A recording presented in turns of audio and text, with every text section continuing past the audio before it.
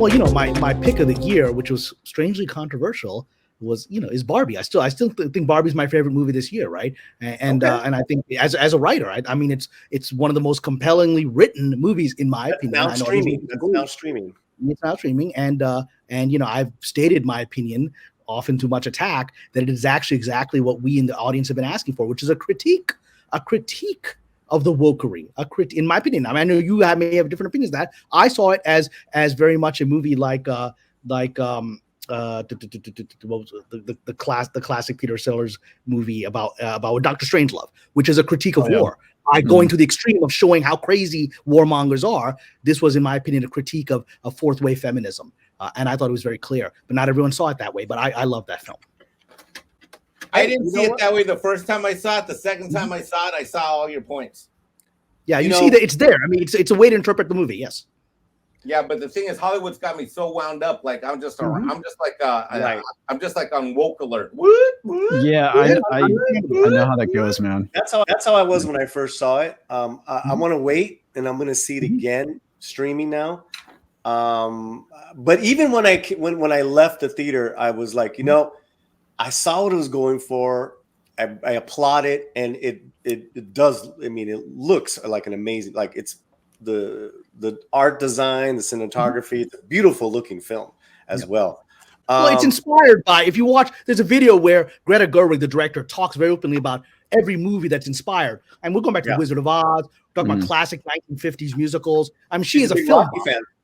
Yep, and there's a lot of Rocky in there. In fact, there's a lot of Stallone's references, and she has no contempt for Stallone and his super macho-ness. She embraces it. So, I mean, again, I would, for those who are skeptical or saw it and had the reaction, I would suggest maybe watch it again and imagine if this were actually what I'm saying, a satire and a critique.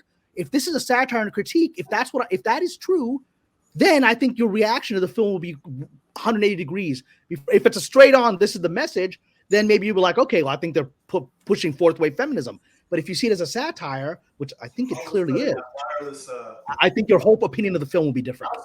I haven't seen it yet, but that was like one of the things that after hearing a lot about it, I've kind of come to my own conclusion that it seems like whether it's like audience interpretation or the actual intent of the filmmaker, it's like you can make it into something that's completely not by saying that. Even if it was supposed to be woke and pro-feminism, you could turn it into that based off of the things I've heard about it. That's actually not. And it's very clear. And there's some people are saying, well, I didn't see that at all, and that's fair. Everyone saw this movie. It's a little bit of a Rorschach test, but I just want to make a comment, and we don't have to get into a deep argument about it with the chat or anyone else. But it's there are clear lines in there, especially near the end of the movie, where America Ferrera gives a really impassioned speech about how difficult it is to be a woman in the modern world. And that speech is all about how difficult it is to live up to the expectations of having to be a working person. Well, the funny thing is I just watched that clip because of an article I saw on Bounding.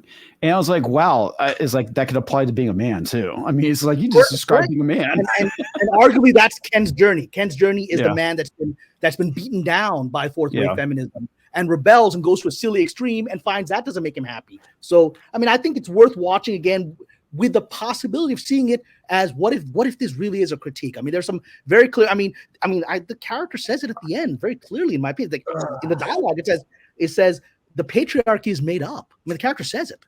She says, we've made up the patriarchy because we don't want to address real issues between men and women. We've made up the patriarchy. I mean, the character says it.